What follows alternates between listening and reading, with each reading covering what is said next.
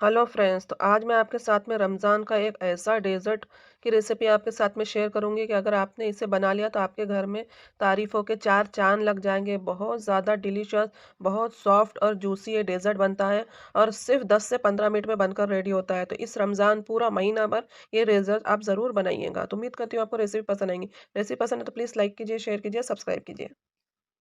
सबसे पहले हमने एक बोल लेना है, इसमें हम 4 अंडे इस तरह से तोड़ लेंगे। तो अगर आपको थोड़ा कम साइज़ में बनाना है तो आप 2 अंडों का भी बना सकते हो। हम थोड़ा ज़्यादा बना रहे हैं क्योंकि 2 से 3 दिन हम इसे एन्जॉय करेंगे। ये डेज़र्ट बहुत ज़्यादा लज़ीज़ बनता है।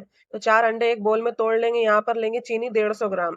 तो चीनी जो है तो आप आपके टेस्ट के अकॉर्डिंग कम या ज़्यादा ले सकते हो। अब एक इस तरह का हैंड बीटर लेंगे और हैंड बीटर से जो है तो इसे अंडों को बीट करना हम शुरू करेंगे।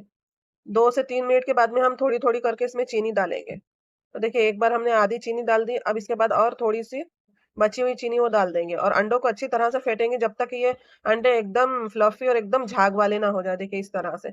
7 से 8 मिनट हमें अंडों को लगातार फेंटना है।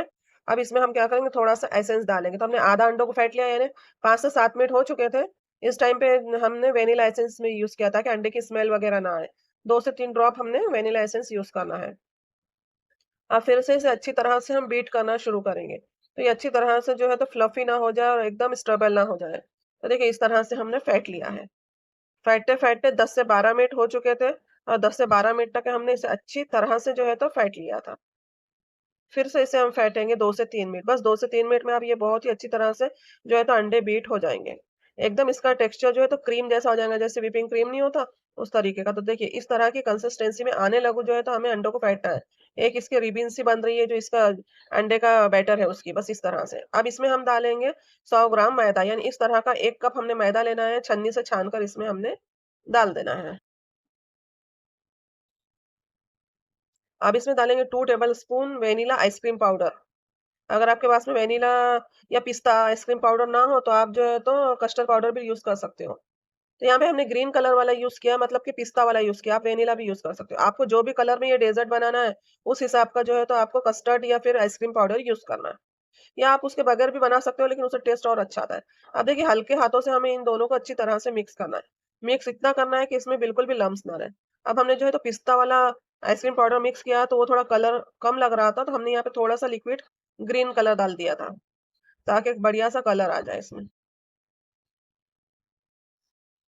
अब अच्छी तरह से मिक्स करेंगे। देखिए मिक्स करते हुए इसकी साइज़ जो है तो एकदम कम हो चुकी थी, तो हल्के हाथों से मिक्स करना है। अगर हम एकदम रफली मिक्स करेंगे तो इसका झाग जितना भी हो बैठ जाएगा। तो इस तरह से हमें बिठाना नहीं है झाग को, वरना फिर ये अच्छी तरह से बनेगा नहीं।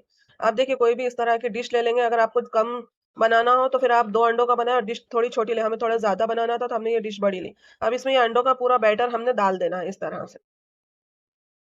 अब इसे जो है तो फैला लेंगे क्योंकि हमें इसकी पतली लेयर चाहिए।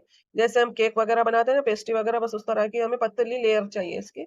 और ये फूलेगा भी अभी थोड़ा-सा, इसलिए हमने थोड़ी पतली लेयर की है। अब हम क्या करेंगे, इसे बेक करेंगे। तो अगर आपके पास में ओवन हो तो ओवन में बेक करें, और हमने थोड़ी बड़ी वाली डिश ली है ना, तो हम इसे जो है तो बेक भी कर सकते हो और बॉयल भी कर सकते हो। तो इस तरह का बड़ा टोकरा लिया, इसमें 2 गिलास वाटर डाला है। एक जो है तो इसके अंदर स्टैंड है, उसके ऊपर हम इसे रख के बॉयल कर लेंगे। तो अगर आपके पास में ओवन है तो आप ओवन से बेक भी कर सकते हो, और अगर ओवन ना हो तो इस तरह से बॉयल भी कर सकते हो, लेकिन हर हमेशा हम इस तरह से बॉयल ही करते हैं। सिर्फ 15 मिनट हमें इसे बॉयल करना है। 15 मिनट में देखिए फूल करके रेडी होगा और बिल्कुल भी कच्चा नहीं रहता। देखिए मैं आपको बताती हूँ। 15 से 20 मिनट बस इस तरह से कोई नाइफ एकदम इसके अंदर डालने के बाद में सूखी निकले तो हमें समझ जाना चाहिए कि हमारा जो है तो केक बेक हो चुका है। साइड में रख देंगे फिर से ठंडा होने के लिए, और गैस ऑन करेंगे। गैस पर हमने यहाँ पर 1.5 लीटर मिल्क लिया है, यानी 1 लीटर और हाफ लीटर मिल्क लिया है। और मिल्क को जो है तो हम पहले बॉयल होने के लिए रख देंगे अच्छी तरह से। अब देखिए यहाँ पर मिल्क जो है तो बॉयल हो चुका था, तो अभी तक हमने फुल फ्लेम पर इसे बॉयल किया है। अब जो मिल्क 1.5 लीटर है तो ये 1 लीटर रहने तक के हमने पकाना है। आधा लीटर जो है तो मिल्क पक जाना चाहिए और मिल्क ये घाटा हो जाना चाहिए। इतनी देर हमें पकाकर रेडी करना है, पर अब गैस का फ्लेम हम स्लो कर देंगे और अपना जो है सेकंड स्टेप लेंगे जब तक कि ये मिल्क पकता है। अब हमने यहाँ पर 4 टेबल स्पून जो है तो मिल्क लिया है फिर से, और 4 टेबल स्पून इसमें हम डालेंगे कॉर्नफ्लावर। पूरे टोटल हमें 4 टेबलस्पून लगा था। अगर आप थोड़ा डेज़र्ट कम बना रहे हैं तो आप उसके हिसाब से कॉर्नफ्लावर ले सकते हो। जैसे 3 अंडों का बना रहे हो तो 3 टेबलस्पून, 2 अंडों का बना रहे हैं तो 2 टेबलस्पून भरकर हमने कॉर्नफ्लावर लेना है। अब इसे अच्छी तरह से मिक्स करना है ताकि इसमें बिल्कुल भी गुठलियाँ ना रहें। अच्छी तरह से मिक्स करना है ताकि इसके सारे लम्प्स निकल जाएँ। अब देखिए इसकी कंसिस्टेंसी इस तरह की हो चुकी है। अभी हमारा कॉर्नफ्लावर रेडी है। अब हम मिल्क देख लेंगे। अब मिल्क में जो है तो 1.5 लीटर मिल्क था, तो ये 1 लीटर रह चुका था। इसमें चीनी डालेंगे, चीनी 100 से 150 ग्राम डालेंगे, आप आपके हिसाब से कम या ज़्यादा कर सकते हो चीनी। और ये जो है तो हमारा मिल्क प्रॉपर तरीके से पक चुका है, बस हमें इतना ही थिक करना था मिल्क को। 1 लीटर रह चुका है ये मिल्क। अब इसमें से जो है तो हम थोड़ा-सा मिल्क निकाल लेंगे, देखिए इस तरह से। चीनी वाला मिल्क निकाल लेना है। 4 से 5 टेबल स्पून देखिए इस तरह से हमने निकाल लिया है। इसे अलग से साइड में रख देंगे। अब ये जो मिल्क है इसमें हम धीरे-धीरे कॉर्नफ्लावर का बैटर डालेंगे और मिक्स करते रहेंगे। लगातार दोनों हाथ चलाते रहना है। एक हाथ से कॉर्नफ्लावर डालना है, एक हाथ से मिक्स करना है ताकि इसमें कॉर्नफ्लावर की गुठलियाँ ना बने। ऐसे तो बीटर वगैरह से गुठलियाँ खुल जाती है, लेकिन ये डबल काम हो जाता है ना फिर हमारा। इसलिए पहले से ही हम देखते हुए इसे इस्तेमाल करें ताकि हमें परेशानी ना जाए। फिर से हमने थोड़ा-सा यूज़ किया है और इसे अच्छी तरह से हमने पका लेना है। अब एक हैंड विप्स लेंगे छोटा से, उससे मिक्स करेंगे ताकि इसके अंदर अगर कोई गुठलियाँ रह भी गई हो तो अच्छी तरीके से खुल जाए। क्योंकि डेज़र्ट में गुठलियाँ रह जाएँगी तो ज़रा इसका जो क्रीमी टेक्सचर है वो नहीं आएगा। तो इसलिए हमने इसे अच्छी तरह से हैंड विक्स से मिक्स कर लिया है। अब देखिए इसकी कंसिस्टेंसी इस तरह की हो चुकी थी, लगातार हमें स्पैचुला चलाते हुए पकाते रहना है ताकि ये नीचे ना ले। और एक पॉइंट आपको बताऊँगी कि अगर आप नॉन स्टिक की कढ़ाई लोगे ना तो बहुत अच्छी ये नीचे से चिपकती नहीं है। सादी कढ़ाई में थोड़ा एहतियात ज़्यादा हमें बरतना पड़ता है। यहाँ पर थोड़ा-सा हम इलायची पाउडर डालेंगे टेस्ट के लिए। फिर इसे पकने देंगे ताकि इसका कच्चापन निकल जाए। कॉर्नफ्लावर अगर कच्चा रह जाएगा तो भी अच्छा टेस्ट नहीं आएगा।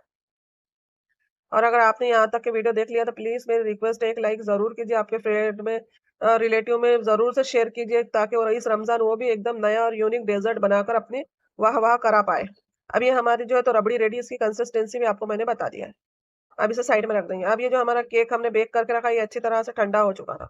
अब इस तरह से हम निकाल लेंगे, तो हाथों से निकालने के बजाय कोई एक इस तरह के स्पैचुला से निकालेंगे तो देखिए कितने अच्छे से हमारा केक जो है तो निकल चुका है।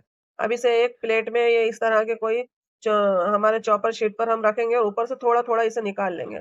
जहाँ-जहाँ ज़्यादा फूला है ना तो इसे इक्वल कर देंगे और ऊपर से हम निकाल लेंगे देखिए इस तरह से। ऐसे छोटे-छोटे टुकड़े कर देंगे ताकि हमारे डेकोरेशन के लिए काम आए।